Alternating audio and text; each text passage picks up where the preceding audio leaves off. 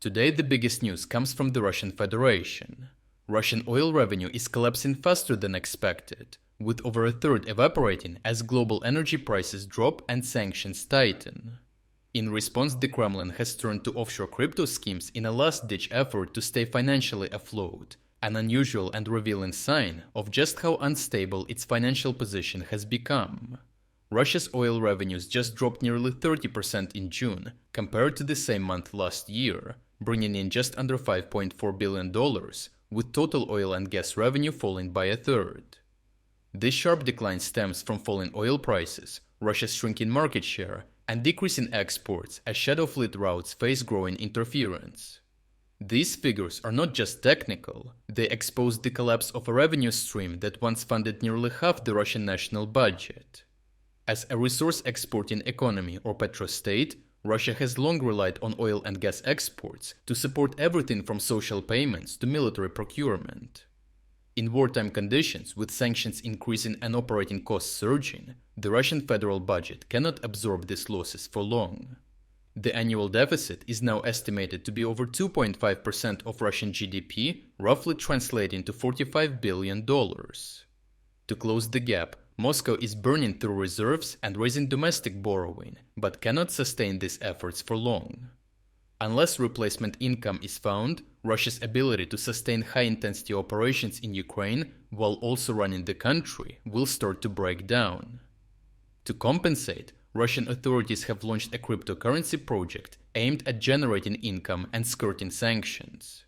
The A7-A5 cryptocurrency, created in Kyrgyzstan, is reportedly backed by Promsvyazbank, Russia's main defense-linked bank, and Ilan Shor, a fugitive oligarch known for Moldova's billion-dollar fraud. The system generates income by selling tokens, charging transaction fees, and incentivizing activity to attract users. It mimics a functioning payment network, allowing the Kremlin to extract value from users or controlled intermediaries. Separately, it helps circumvent sanctions by hiding who is sending and receiving money. Crypto wallets don't require verified identities, and payments can be routed through anonymous channels outside the SWIFT international banking system. This provides Russian entities with a way to acquire restricted goods or pay foreign actors while avoiding Western surveillance and sanctions. Although over $9 billion in transactions has been reported already, most of this volume is likely artificially inflated by moving funds between accounts run by the same person to simulate real usage, creating the illusion of popularity and large-scale use. Even if the platform works, it falls far short of what Russia needs.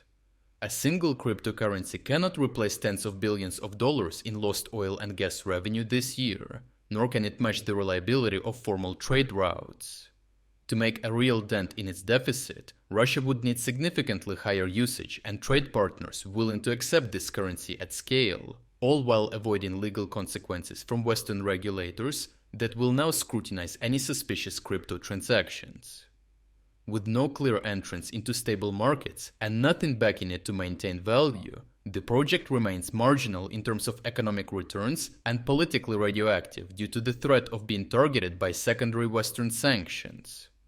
Unless Russia either expands this cryptocurrency drastically or builds multiple parallel networks to launder and move money, catering to underworld organizations, it will remain a fringe tool, not a lifeline. This would essentially make Russia act as a banker for arms traffickers, criminal syndicates, and terrorist networks that are already accustomed to moving money through untraceable systems. That may keep the flow alive in the short term, but it also places Russia deeper into pariah status with its allies on the geopolitical stage. Overall, Russia's turn to cryptocurrency reflects improvisation and desperation, not strategy. The budget hole left by collapsing oil revenue is too large for a crypto scheme to fill, and while creative, it is built more for evasion than resilience.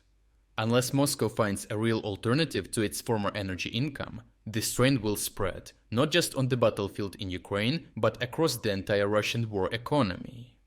What we are witnessing is not a new financial model, but a state trying to keep the lights on, with tools made for evasion and black market trade, not endurance. If you are against the invasion of Ukraine and you want to support the work that I am doing, consider subscribing to our own independent news website. Here you can find our exclusive strategic insights, comprehensive overviews of all fronts, and regular tactical analysis videos. By subscribing, you will not only show your support for this channel, but also help and defend independent journalism. The link to our website is in the description. Thank you for watching this report, and I appreciate everyone who stepped up to join us.